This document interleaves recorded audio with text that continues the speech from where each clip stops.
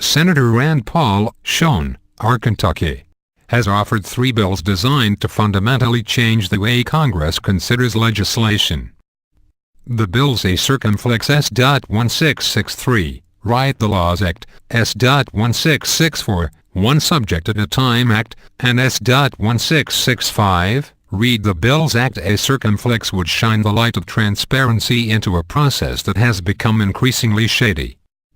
Beyond blowing the doors off the back room where votes are bought and sold, the third of Paula S. proposals A. Circumflex, much to the chagrin of Representative Nancy Pelosi, D-Calif, A. Circumflex would require representatives to read the bills they sign.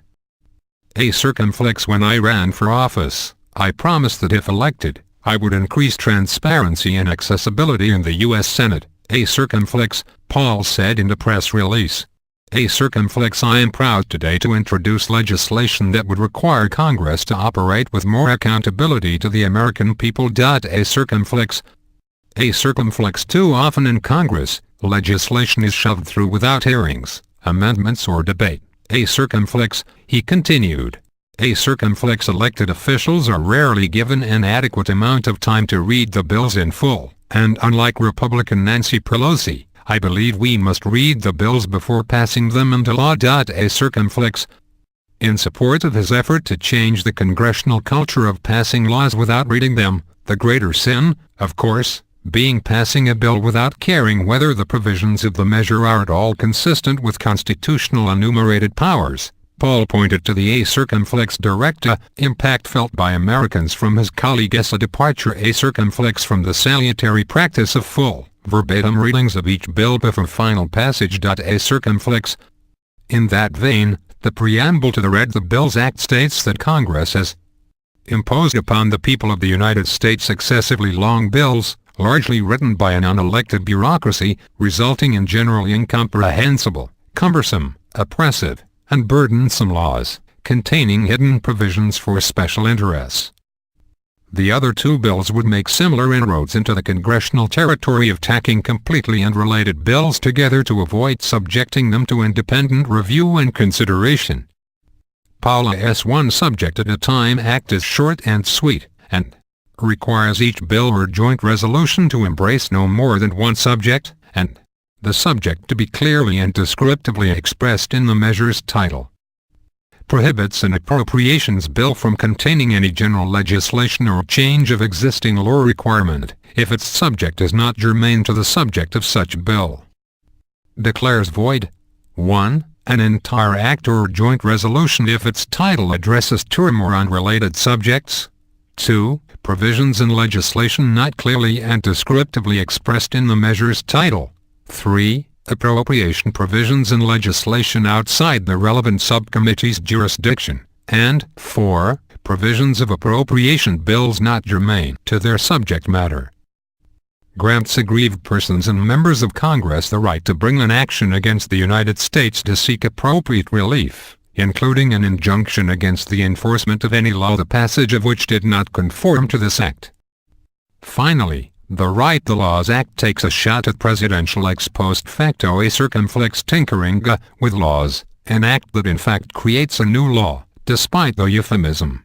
In this bill, Senator Paul restores the Constitution's exclusive grant of federal legislative power to the Congress. The act prohibits an act of Congress from containing any delegation of legislative powers, whether to 1. Any component within the legislative branch, 2. The President or any other member of the executive branch, 3. The judicial branch, 4. Any agency, 5. Any quasi-public agency, 6. Any state or state instrumentality, or 7. Any other organization or individual. Excludes from the meaning of delegation of legislative powers the issuance of presidential proclamations, or issuance of rules or regulations governing the internal operation of federal agencies, or conditions made upon grants or contracts issued by agencies.